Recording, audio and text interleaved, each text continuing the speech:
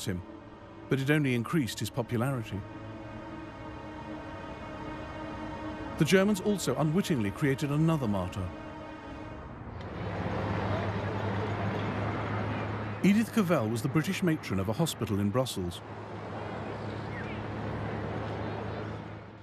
After Belgium was overrun, she helped Allied soldiers escape into neutral Holland.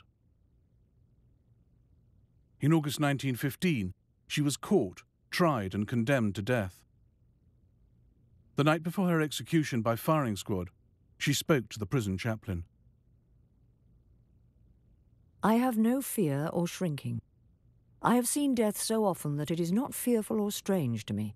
And this I would say, standing as I do in view of God and eternity. I realize that patriotism is not enough. I must have no hatred or bitterness against anyone. The British exploited to the hilt stories of German atrocities against women, especially the shooting of Edith Cavell.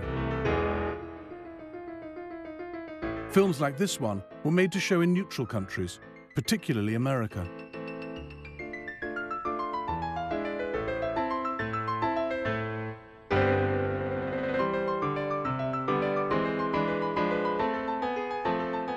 I closed her eyes and placed her body in the coffin.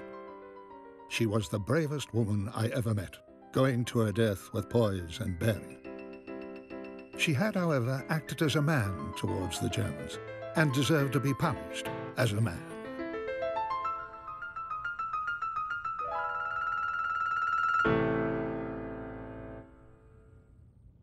The Germans rounded up underground leaders, then posted notices of their execution. And they used another method to ensure civil obedience.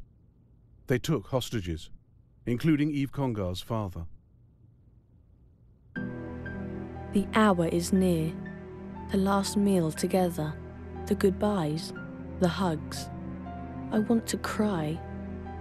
Father walks to the station with just us boys. I bite my lip and feel my eyes tightening. Father says, "I love you. Farewell. Remember me." Then he kissed us. Every night I'll say a prayer for my father and the other hostages. Civilian men, women and children were packed into cattle trucks, sent to concentration camps as hostages and forced labourers. Several thousand French and 58,000 Belgians. The rounding up of civilians by the enemy has been tragic. The weaker, because they were the most harmless, were detained without understanding the reason for their arrest, without time to collect any belongings, suddenly considered as criminals. Then taken to concentration camps to assure security in the occupied areas. These civilians became simple pawns in the hands of their captors. A doctor's daughter from Lille learned what her father was suffering. Papa was locked up for 5 days for refusing to assist an operation carried out by a Boche. All food packages are opened and classified. The prisoners come each day to collect their provisions, but there's only one container. Milk, fish, fruit, all tipped into one bucket, because the Germans use the tins to make grenades.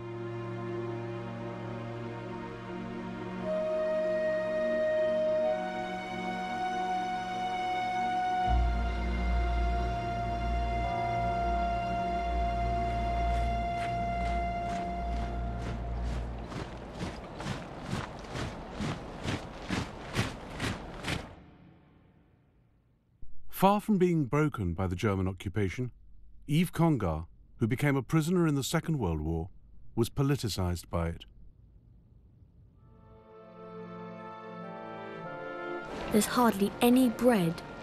The swines will leave us to die of hunger. Too bad. After all, we are French, and if we have to die, we shall die. But France will be victorious.